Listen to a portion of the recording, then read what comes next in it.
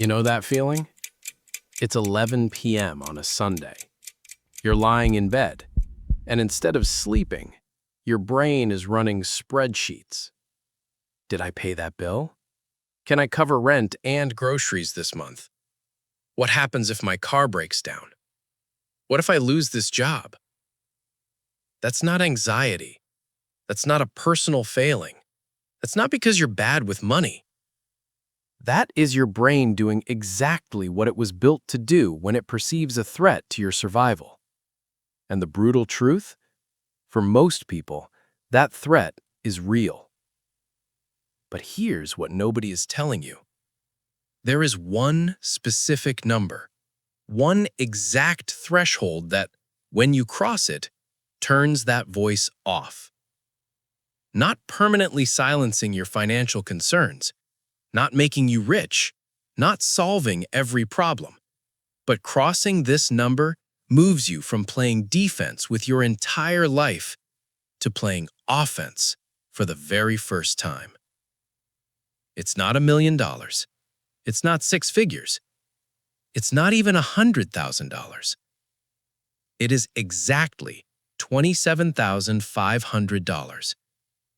And by the end of this video, I'm going to prove to you, mathematically, psychologically, and practically, why this specific number is the single most important financial threshold most people will never talk about. Stay with me. Here is the core idea of everything we're discussing today, and I want you to really hear this. There is a mathematical line that separates two completely different financial realities. On one side of that line, money controls you. Every decision you make, career decisions, relationship decisions, where you live, what risks you take, what disrespect you tolerate, is filtered through the lens of financial fear. On the other side of that line, you control money. Same job, same city, same salary even, but completely different psychology, completely different leverage, completely different outcomes.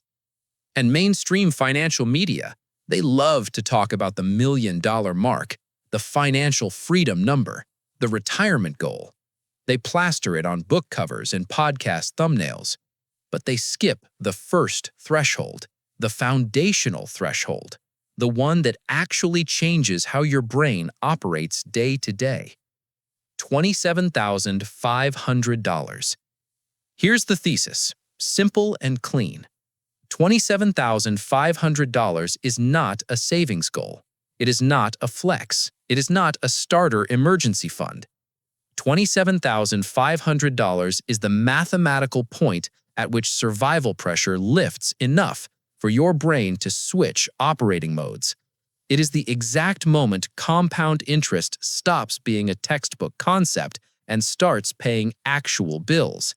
And it is the precise amount of money that changes your posture in every negotiation, every career decision, and every investment opportunity you encounter. We're going to break this down in 4 segments: the psychology, the mathematics, the identity shift, and the practical power this gives you. Let's go. I want you to picture something. You're playing chess. You're a decent player. You understand the rules, you know the strategy. Knight moves in an L, bishops own the diagonals. You know what a good game of chess looks like. But here's the catch. You're playing with only half your pieces. The opponent took your queen in the opening. You've lost 2 rooks. You're already down material before the game even properly started. Now ask yourself, what's your strategy in that game? It's not bold, it's not creative, it's not offensive. It's survival. Pure, grinding, defensive survival. Every move you make is reactive. You're not thinking 3 moves ahead. You're desperately trying to not lose this move. That is precisely the psychological state that financial scarcity creates in the human brain. And this isn't motivational metaphor. This is documented neuroscience. In 2013, researchers Sendil Mullainathan and Eldar Shafir published a landmark book called Scarcity. And what they found fundamentally changed how we should think about financial poverty. They discovered that scarcity, the feeling of not having enough, actually consumes cognitive bandwidth. When you are in a state of financial scarcity, your brain is running a background process, constantly, every waking moment, monitoring threat, calculating risk, scanning for danger. And that background process, it is expensive. It consumes mental resources that you could be using for creativity, for long-term thinking, for opportunity recognition. This is why someone drowning in financial stress makes decisions that, from the outside, look irrational. Why a person takes a job they hate because it's stable. Why someone stays in a dead relationship because the cost of leaving feels too high. Why a brilliant person doesn't start the business, apply for the promotion, or take the calculated risk even when the math actually favors the move. It's not because they're not smart. It's not because they don't have ambition. It's because their brain is operating in survival mode. And survival mode is not built for growth. It's built for getting through the day. Here's another way to think about this, and I want you to sit with this image. When a rocket launches from Earth, the vast majority of its fuel, we're talking about 90% of its total fuel load, is burned in the first few minutes of flight, just to escape the gravitational pull of the planet. Once it clears the atmosphere, barely any fuel needed. It coasts, it glides. The physics change completely. Financial scarcity is Earth's gravity, and $27,500 is escape velocity. Getting to that number is brutal. It requires maximum burn, maximum sacrifice, maximum discipline. And it can feel for a long time like you're working incredibly hard and going absolutely nowhere. But cross that threshold, the physics of your financial life change fundamentally, permanently. Here's what survival mode actually looks like in practice, because I want to be concrete here. Survival mode means you cannot turn down a bad job offer because you need the income now. You don't have the runway to wait for the right opportunity. Survival mode means you cannot negotiate your salary aggressively because the threat of them withdrawing the offer is genuinely catastrophic to you. Survival mode means you see an investment opportunity, maybe a friend needs a business partner, maybe there's a course that would 10x your earning power, and you cannot act on it because every dollar is already spoken for. And the cruelest part of all of this? When you're in survival mode, you know you're making suboptimal decisions. You can see the better path, but the gap between where you are and where you need to be to make that move feels impossible to cross. That feeling, that helpless, frustrated, trapped feeling, that is what $27,500 dismantles. Not because $27,500 makes you wealthy, but because it is precisely enough to lift the survival pressure to a level where growth mode becomes accessible. And here's where we have to talk about the math, because this number is not random. It was not chosen for aesthetics. It was not pulled from thin air. There is a very specific mathematical reason why $27,500 is the threshold. Let me build this number for you from the ground up, because once you see the math, you cannot unsee it. We're going to approach this from two angles simultaneously, the protection angle and the growth angle. And the reason $27,500 is the threshold is because it satisfies both at the same time. Angle 1, the protection layer, 6 months of survival. The conventional wisdom on emergency funds is 3 to 6 months of expenses. You've heard this 1,000 times. But what does that actually mean in real numbers?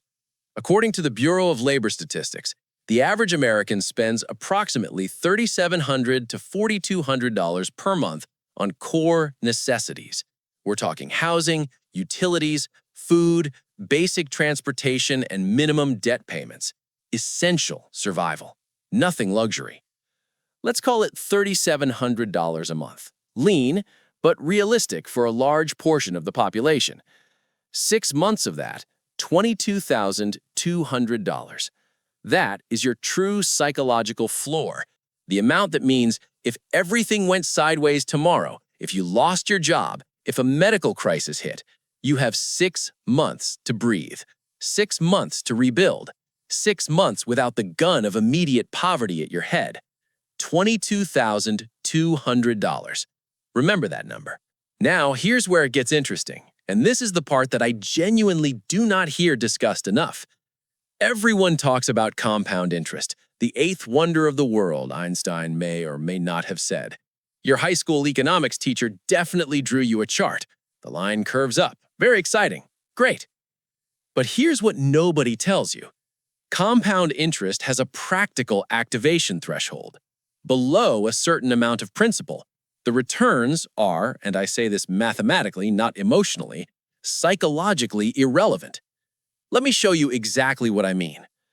Let's say you have $1,000 invested in a diversified index fund, historically averaging around 10% annual return. Good investment. Smart move. You should absolutely do it. At the end of year 1, you've made $100. That's not nothing, but let's be real. $100 does not change your life. $100 does not change your decisions. You cannot look at $100 in returns and feel the shift in your financial reality. It is, practically speaking, invisible money. Now, let's run the same 10% return on $10,000. Year 1, $10,000 in returns. Okay, that's a nice dinner and a car payment. Still not changing your operating mode. Still not visible enough to rewire your psychology around money. Now, let's run it on $27,500. Year 1 at 10% annual return, $2,750 in returns. $27,500. That is 1 month's rent in most major cities. That is 2 months of groceries. That is a car payment for 6 months. That is a significant chunk of your emergency fund replenishing itself. For the first time, your money is generating an amount that you can actually feel, an amount that registers as meaningful in your monthly financial reality, an amount that functions like a second income stream, even if it's a small one. Your money is now working a second job, and you didn't have to negotiate its salary. So, here's the complete architecture of the number.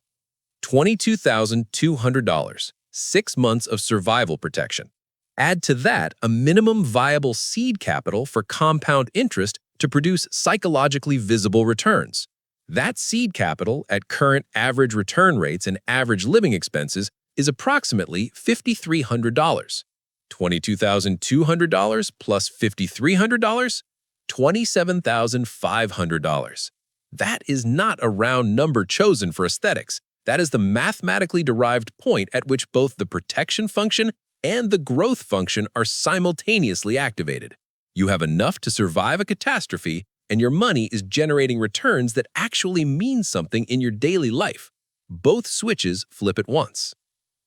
But here's the part I need you to understand about the journey to $27,500, because this is where most people give up.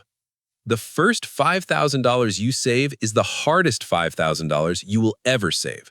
Not because of the discipline required, though that's real, but because of the math. If you're saving $500 a month, which is genuinely difficult for many people, it takes you 10 months to hit $5,000. And during those 10 months, you're earning maybe $200 in interest. The math feels insulting. The sacrifice feels disproportionate to the reward. But watch what happens as you approach and cross $27,500. By the time you're at $20,000 and saving $500 a month, your money is also saving on your behalf. You're getting $150 to $170 a month in returns. Your effective savings rate has just increased without you doing anything differently. Every month that passes, the invisible hand of compound interest is pushing you faster toward the threshold. This is exactly like a flywheel. A flywheel is a massive, heavy wheel used in industrial machinery. Starting it from zero is brutal. It takes maximum effort just to get it moving. But as it gains momentum, each additional push requires less energy for more speed. Eventually, the flywheel sustains itself. The savings journey to $27,500 is the flywheel. The early months are agonizing, the later months accelerate, and crossing the threshold is the moment the flywheel achieves self-sustaining momentum. And I want to leave you with one number on the math side that I think is genuinely shocking. If you're 25 years old today and you invest $27,500 in a diversified index fund and never add another dollar, not a single penny, and earn a historical average return of 10%, by the time you are 55, that $27,500 becomes approximately $478,000. By 65, nearly $1.24 million from $27,500 that you earned once and then left alone. This is why the threshold matters. This is why the timing matters. Every year you delay crossing $27,500 costs you, at a 10% return rate, approximately $2,750 per year in lost compounding. Not lost savings, lost compounding. Money that your money would have made that it now will never make. The clock is running, and it cannot be rewound. Here's something that nobody talks about in the personal finance space, and I think it's actually the most important piece of this entire conversation.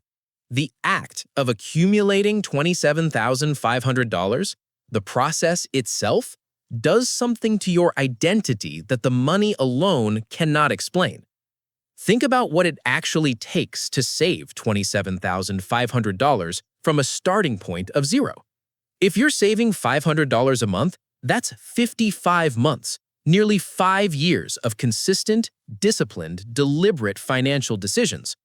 If you're saving $800 a month, aggressively, sacrificially, that's still almost 3 years. 3 to 5 years of choosing the long game over the short game. 3 to 5 years of saying no to things. 3 to 5 years of holding the line when life, and life will, tries to knock you off course. Emergency here, a temptation there, a bad month, then another bad month. And you held the line anyway. What does that do to you? What does that build inside you? It builds the single most valuable financial asset that no account balance can directly reflect: proof of your own discipline. There's a psychological concept I want to introduce here. It's the difference between micro-budgeting and macro-budgeting. And understanding this shift will change how you think about financial stress entirely. Micro-budgeting is what scarcity forces you to do.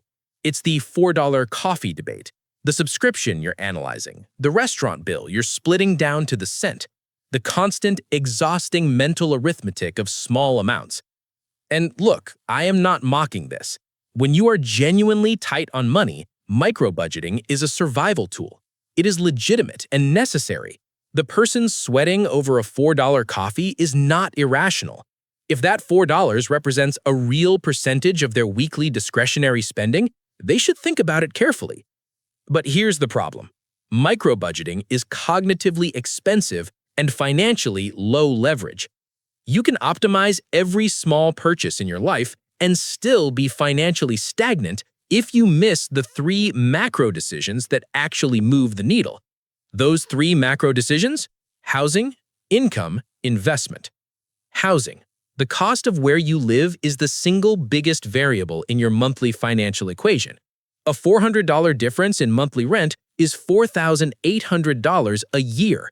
No amount of coffee skipping closes that gap. Income.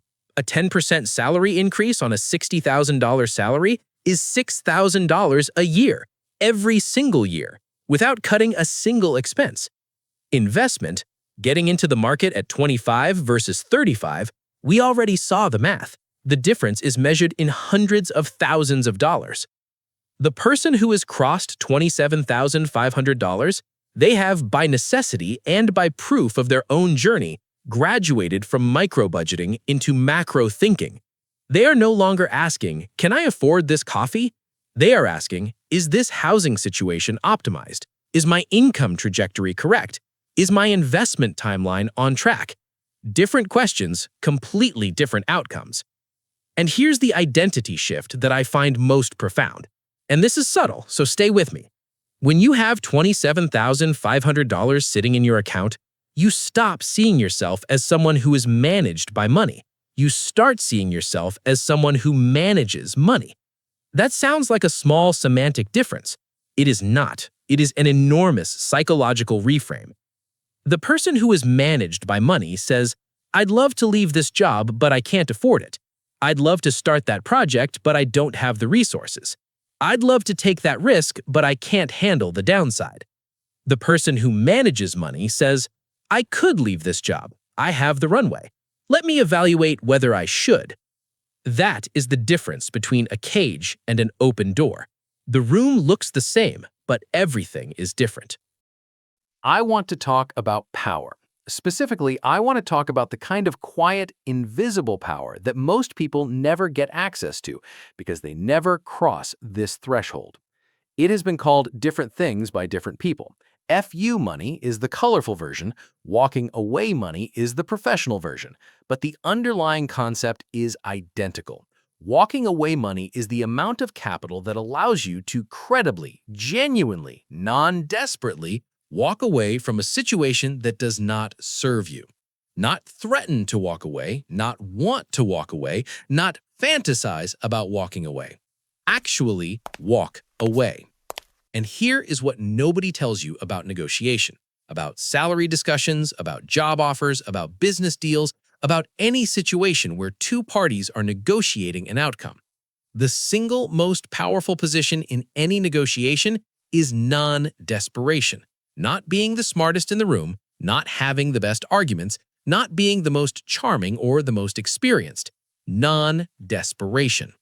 When you need the job, the other party can feel it, not because you tell them, because it changes everything about how you carry yourself, the questions you don't ask, the terms you accept without pushback, the timeline you agree to, the salary you accept when they come in 15% below your number and you say, okay, instead of, I need to think about that.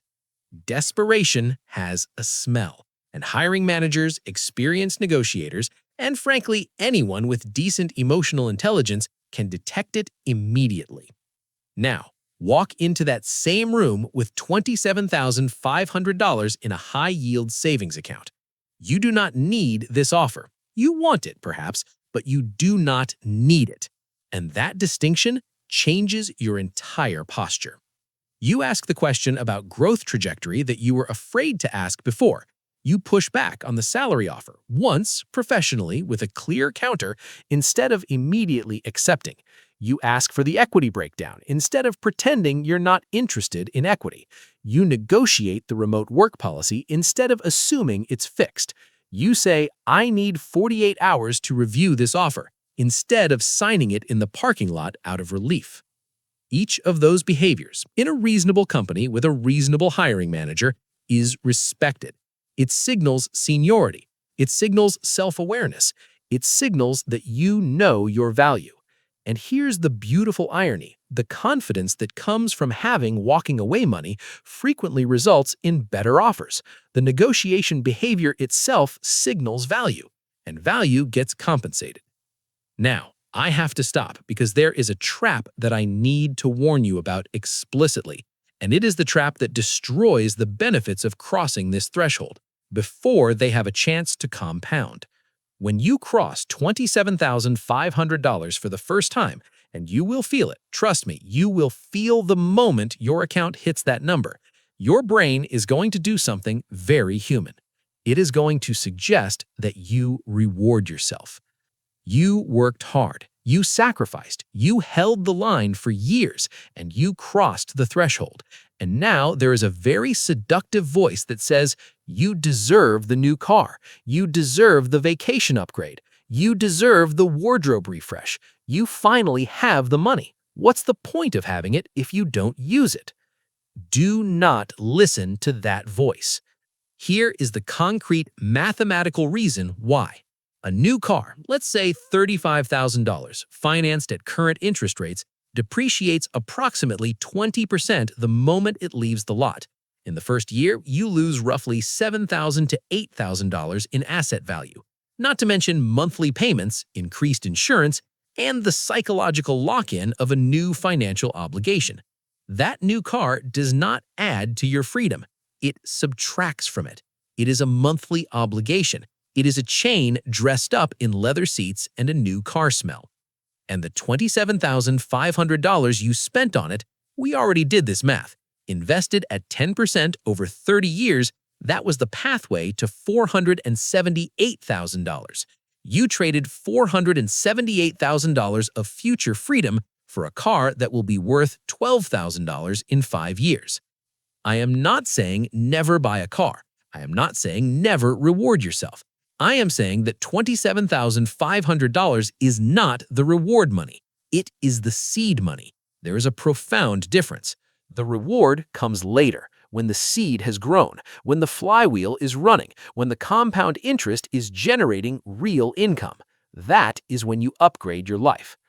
And I want to add one more piece to the career leverage conversation, because it extends well beyond salary negotiation. Having $27,500 changes how you see opportunities. When you have zero savings buffer, every investment opportunity you encounter, a promising startup run by a talented friend, a real estate deal in an up-and-coming neighborhood, a skills course that costs $2,000 but would increase your earning power by $20,000 per year, every single one of those looks the same to you. It looks like a risk you cannot afford to take. Pivot. With $27,500, you have a buffer. You have survival secured, and a $2,000 investment in your skills or a small calculated bet on something promising is no longer an existential risk. It is a calculated decision. This is how wealth compounds beyond money. Access to walking away money opens the door to participating in opportunities that only exist for people with a little capital and a lot of nerve. Survival mode locks you out of those rooms entirely. Growth mode hands you the key. So let me bring this full circle, because I want to leave you with something concrete. $27,500 is not the destination. It is not the finish line. It is not retirement. It is not financial freedom in the way that phrase gets thrown around on every finance YouTube thumbnail. $27,500 is the launch pad.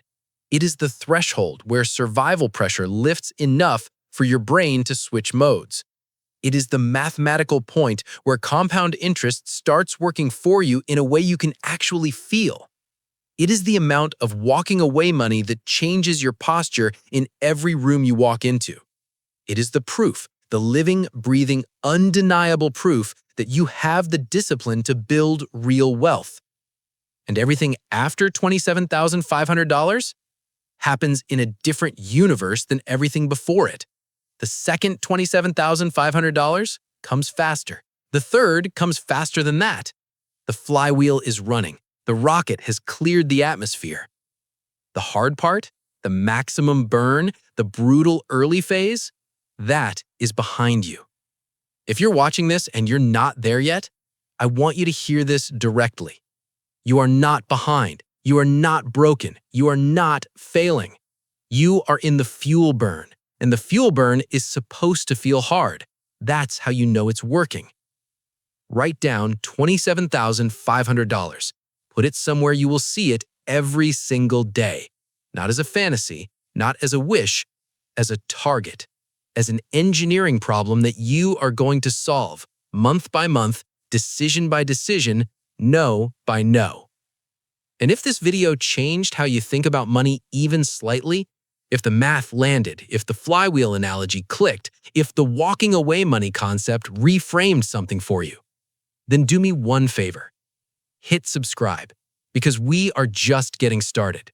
Every week on this channel, we dig into the intersection of financial psychology and real math. No gimmicks, no secret tricks, no passive income from dropshipping courses sold by people on rented yachts. Just frameworks that actually work, built on evidence and delivered honestly. I'll see you in the next one. Go build your launchpad.